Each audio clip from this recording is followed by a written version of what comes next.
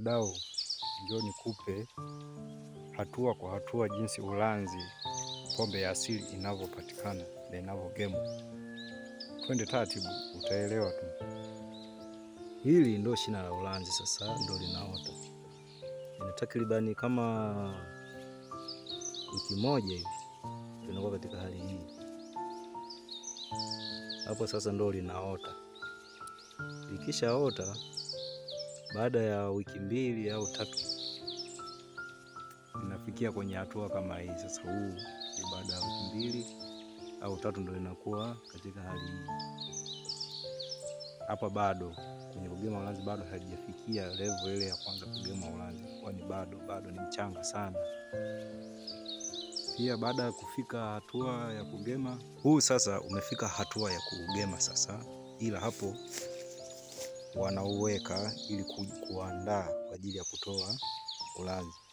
Kwa hiyo wanakata hivi kama wao wanasema kuundika, ili ukue na ukomae, ili uanze kutoa machozi. Machozi yake yanaanza kutoka, ndo ulanzi wenyewe sasa. Kama mnavyoona hapa, una wiki 3 karibia mwezi, ndio unakuwa katika hali hii. Baada ya kufikia katika hali hii, ukianza kutoa machozi sasa, ndio wanaanza kuugema. Hatua ya mwisho ndio hii hapa. Hapa tayari ulanzi umeanza kutoka, maana mtu umeshakuwa una mwezi mmoja kama mnavyoona.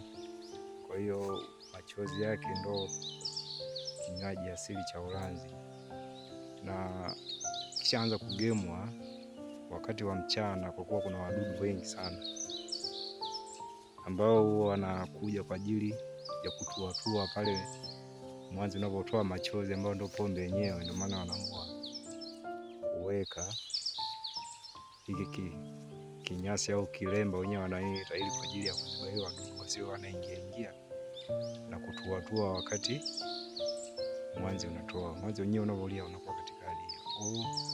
Kama mnavyoiona hapo, ndo ulanzi unatoka sasa. Kwa sababu umeshakomaa kama mnavyoona. Ulanzi unatoka hapo, Kwa hiyo ni elimu moja kwamba ni pombe moja ambayo ina process kidogo hadi kuja kuipata, tofauti na pombe za viwandani ambazo ndani ya siku 2 umeshawekwa kwenye chupa tayari watu wanaitumia. Lakini hii ni ya asili, inatumia muda mrefu kidogo. Ndani ya mwezi mmoja ndio unakuta tayari mtu anaanza kunywa. Na haka kachombo walichokaweka haka wenyewe wanakaita mbeta haka, kanaweza kubeba hata robo kikombe. Kwa hiyo ukiwa nayo mianzi kama 100, na uhakika kwamba una ulanzi mwingi sana.